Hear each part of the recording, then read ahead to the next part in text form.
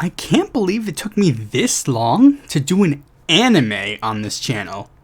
Yeah, I know the clickbait title that I used, but the leader is technically a donghua, not an anime, as it was made in China, not Japan. I just felt that this title looked funnier. But yeah, considering anime is such a vast, massive genre, for lack of a better term, it was surprising again that I had not looked into a political anime for this channel. So I decided to start looking up some political animes to see what I could cover on this channel. And the one that kept popping up was The Rose of Versailles. And I figured, hey, this is a simple task. Watch it, review it, plug Patreon, bing bang boom, video. Then I looked further into it and realized I was a fool. Rather than simply watching a simple anime and being done, I was instead jumping into a massive multimedia franchise. One with such a fascinating tale that I'm surprised I never heard of prior. The Rose of Versailles began life as a manga published from 1972 to 1973, written by Tokyo University of Education student Ryoko Ikeda. Her academic career was also notable as she was involved with the Democratic Youth League of Japan, the youth faction of the Japanese Communist Party, becoming very politically active during the 60s in the rise of the broader Japanese New Left. While she was doing her studies, she became fascinated with the story of Marie Antoinette and the French Revolution, and she was interested in transforming it into art. Of course, culminating in the publication of the manga, which became such a massive success that she would drop out of school to pursue this career full-time. Not only in the fact the intellectual property itself was successful, but also with it playing a massive role in the shift of the shoujo genre from one targeted to elementary school girls to something that was targeted towards teens and young women, which would focus on themes such as gender, sexuality, and politics, with it spawning a ton of sequels, adaptations, and parodies all across the medium of Japanese media. As such, let's see if some of the various tellings of the story live up to the hype. One massive disclaimer is the fact that I will only be focusing on 3 of the adaptations of the work in this video. The 1980s anime adaptation, the 1979 live-action film, and the 2025 film adaptation. There are, of course, a lot more things that I could cover when doing this video.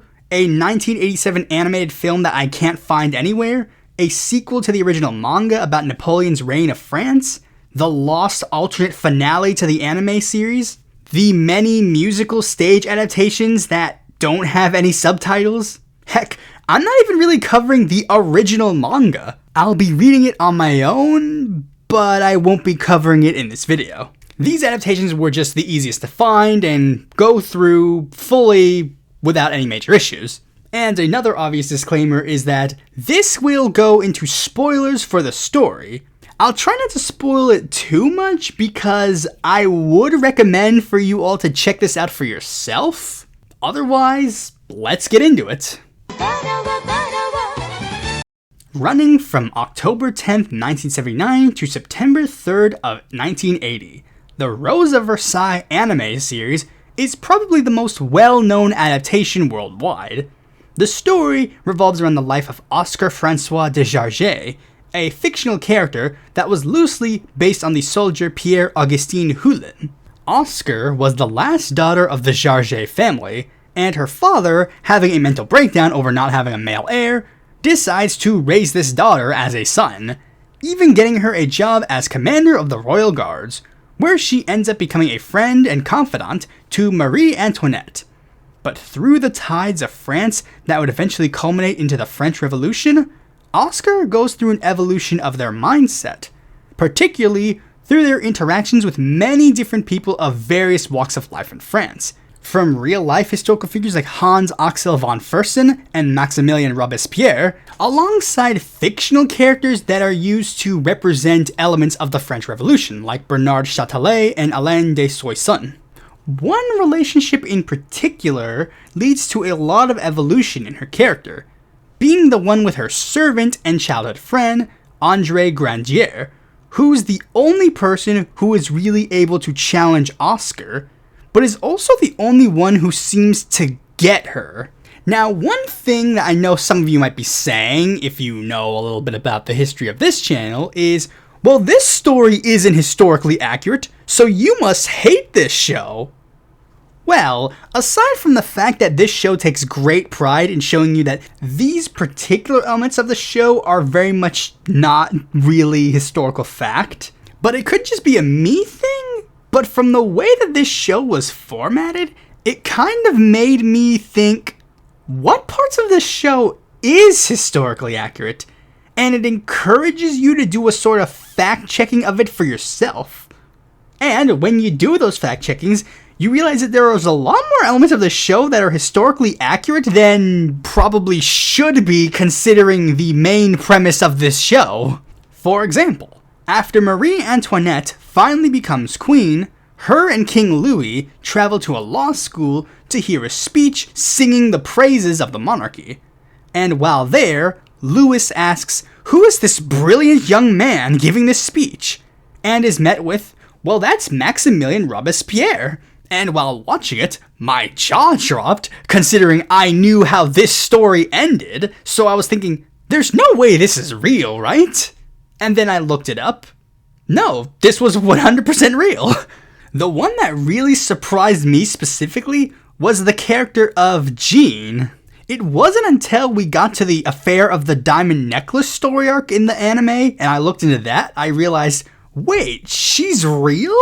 You can probably tell by both of those statements that I knew kind of like the basic knowledge of the French Revolution era, but it was actually really interesting to learn a lot more, even if it was just to fact check an anime. But of course, like, specific characterizations and conversations are kind of more used to represent ideals. Like, I mean, of course, as I mentioned before, with people like Alan and Bernard being specifically expies for specific elements of the French Revolution. But even though real-life individuals in this show are kind of used as more representations of ideals and who these people are, at least in the eyes of the creator. The prime example being Louis Antoine de Saint-Just, being portrayed as just the most sociopathic person you could ever see. Clearly meant to just be a representation of his later nickname, the Archangel of Terror, which can be somewhat of a detriment depending on how you tell it,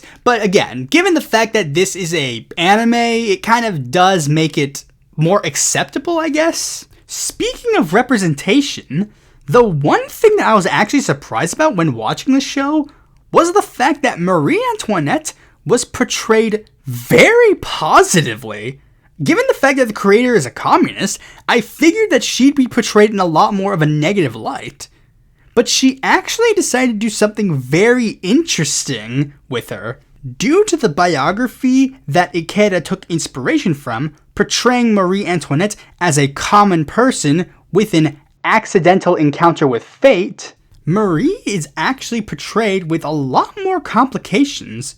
She has morals, she has ideals, she's loyal to her friends, but she's also incredibly naive and, for lack of a better term, a product of the system that put her there. She was just 14 when she got married. She didn't have time to accept and really grasp with the responsibilities that her life now has. Her marriage was keeping Europe from going into an all-out war. And not that long afterwards, she became the queen of an entire nation. And not just that, due to the fact that her marriage was done for political reasons and not romantic reasons, she feels empty. And much like most people out there, she's searching for a cheap thrill to keep herself happy. Whether it be something like gambling, paying off someone to be your only friend, throwing yourself to the first person to give you real affection, or simply filling the void with material possessions. The difference between when we do it and when Marie Antoinette does it is that she is the Queen of France with an essentially endless pocketbook to do it with. A pocketbook that comes out of the French taxpayers' pockets as they starve, which also serves as another representation of Marie Antoinette and the contrast that she has with Oscar de Jarger. Both Marie and Oscar represent different factions of the Japanese feminist movement. Marie Antoinette being more in the Marangaru tradition, their independence from the patriarchy done via the rise of consumerism among Japanese women. Oscar, on the other hand, is more in the tradition of the Japanese New Left, which has a larger element of class consciousness due to the fact that Oscar actually travels outside of the circles of wealth and has a friend that is literally not in those same circles with her all the time. It shows you how at one point these two people could have once been friends who allied with each other, respected each other, and saw themselves as equals, because in their own way, they both served as a way to combat the aristocratic patriarchy that was in France at the time.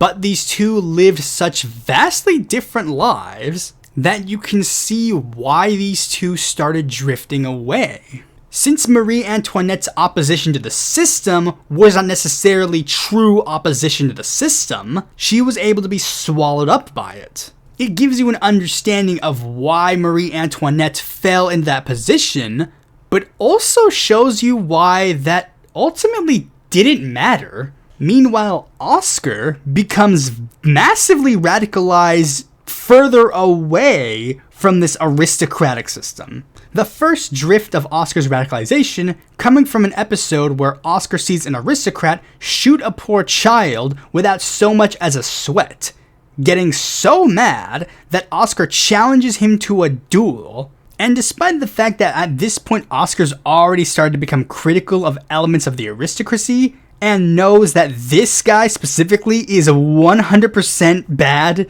even learning that this guy plans to cheat in the duel in order to win, Oscar sees too much value in his life to kill him, because as a military child, that's how she was raised. These specific morals are ingrained into her being that she just truly cannot break them.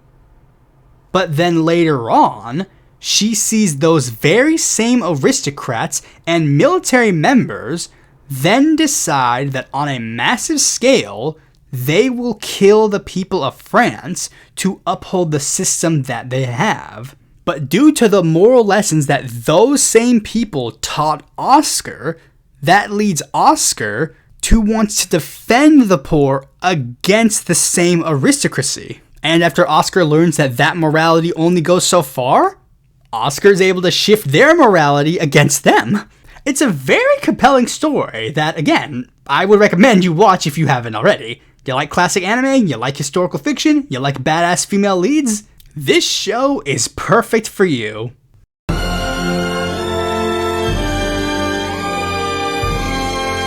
Funnily enough, apparently this was the first screen adaptation of the manga.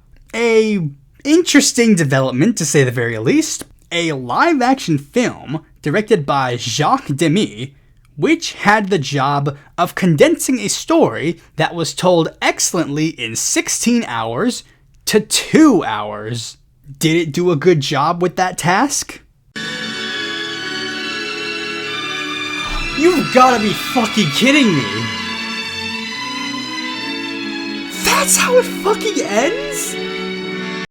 Yeah, it wasn't the best adaptation. Most of the stuff that I said prior, you can just toss in the trash because everything is condensed so much that they just didn't have the time to tell the story in the way it needed to be.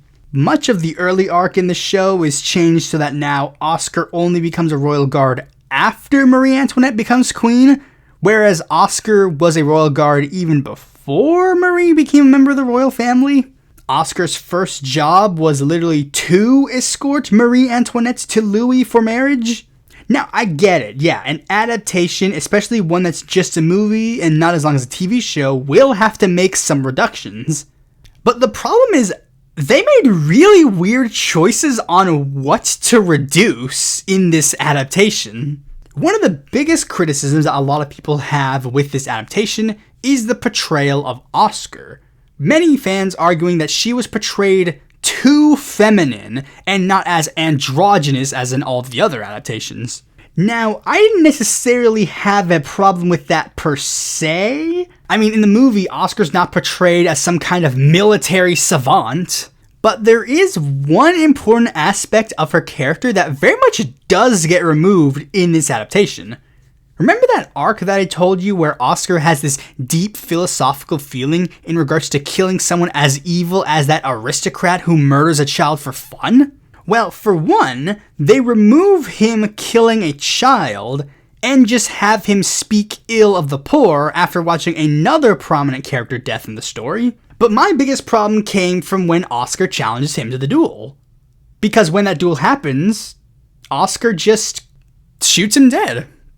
Without a second glance, without a second thought, just dead. There was an entire episode dedicated to Oscar thinking about this specific event, which was a really good job giving you an understanding of who Oscar was as a person. And in the film, it's literally just a small event that happens. Another moment that gets ruined is Oscar's engagement. You see, at one point in the story, Oscar's dad starts to get the feeling that Oscar needs to become more feminine, as Oscar is starting to go through a gender crisis, her attraction to Fersen, despite her dad raising her like a boy. So Oscar's dad engages her with Victor Clement de Giordel. Oscar decides to act out at the engagement party, showing up in a masculine suit, basically foregoing their womanhood as a screw you to any man who wants to marry her. Another big character moment for Oscar. And while the movie adds one really interesting, unique element to this moment, this moment is handled very differently from the show. Now, in the show, Giordel is actually a pretty prominent character. While Andre is Oscar's right-hand man, Giordel is her left-hand one. And the proposal was done with that in mind. Giordel knows her dad is trying to marry her off, so he figures of all the guys to do it with, he'd make the most sense as he understands her well enough. Even after she acts out and leaves, Giordel is thinking to himself, Oscar, you fool, this is exactly why I wanted to marry you, because this is who you are. Even joking about his own foolishness for thinking that he could tie her down. In the movie, he's just some pervy count that gets introduced randomly with no redeeming qualities. Speaking of no redeeming qualities, how does this film handle Marie Antoinette? Well, let me put it to you this way. The way I watched Marie Antoinette in this film is exactly how the French populace felt after reading all of the Jacobins' articles against her.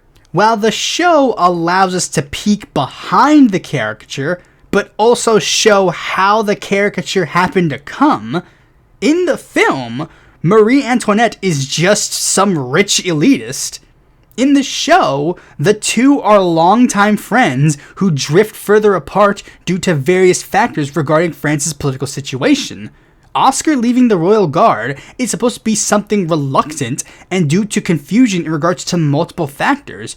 Her questioning the aristocracy, her mixed feelings regarding Fersen and Andre, her gender crisis. Again, this is a big impactful moment.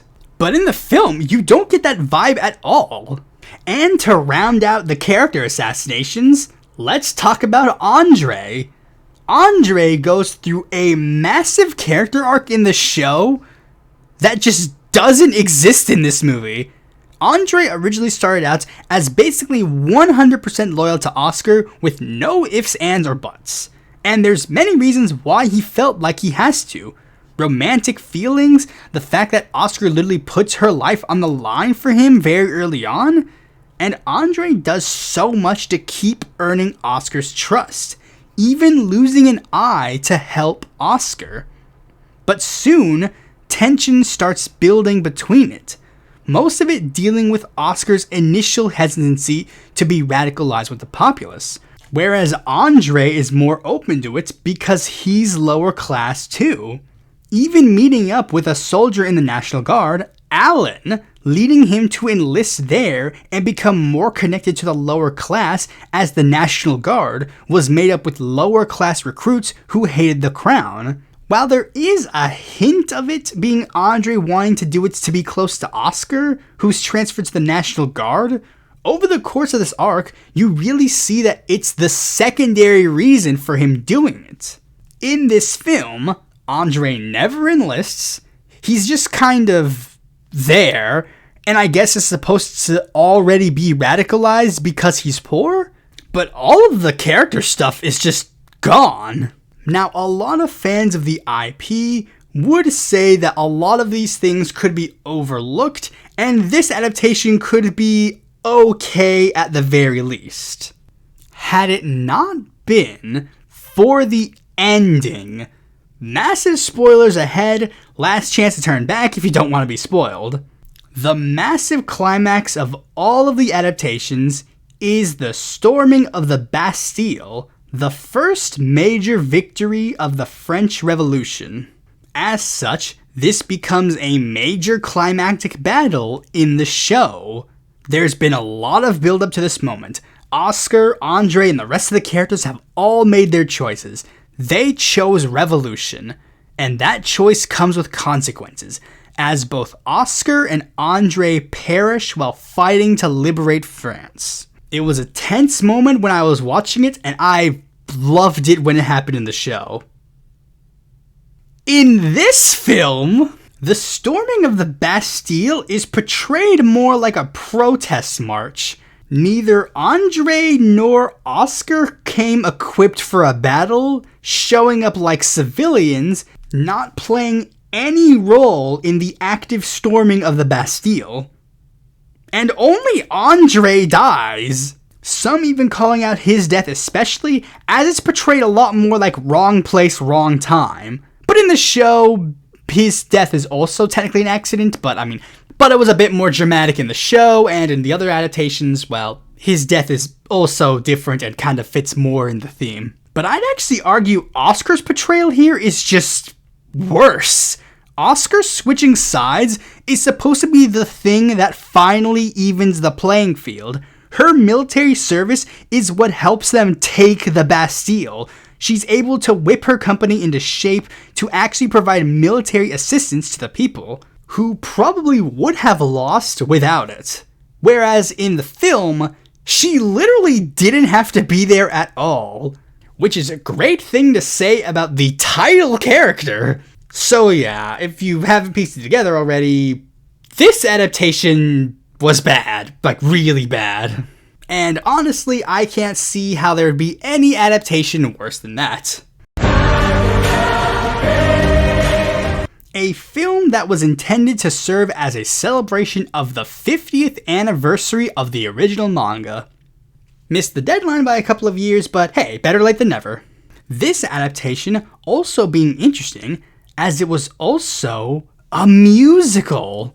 And while it did have some issues with taking a 14-volume manga and condensing it to a little under 2 hours, it does a significantly better job than the live-action film.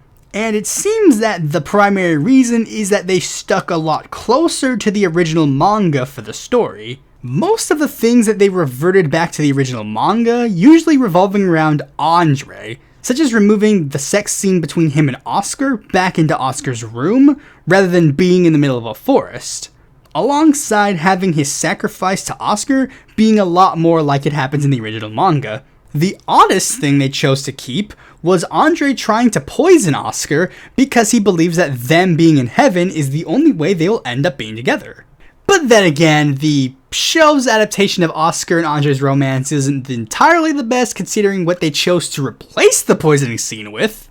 It's also where I learned that a lot of the National Guard element of the show was a little bit more hyped up than in the original manga. And while of course they still had to make many obvious reductions due to length, the stuff that stays is apparently way more faithful than the original show, which I mentioned prior took some creative liberties here and there. And part of the reduction similarly came from a lot of speed running of the story. certain plot lines and characters are completely gone and / or only referenced in the musical interludes, alongside them stapling certain things together. Since this became a little bit of a controversy in the previous two segments, let's talk about the child murder duel plotline again. Sadly, there is no duel at all, and the child walks away alive.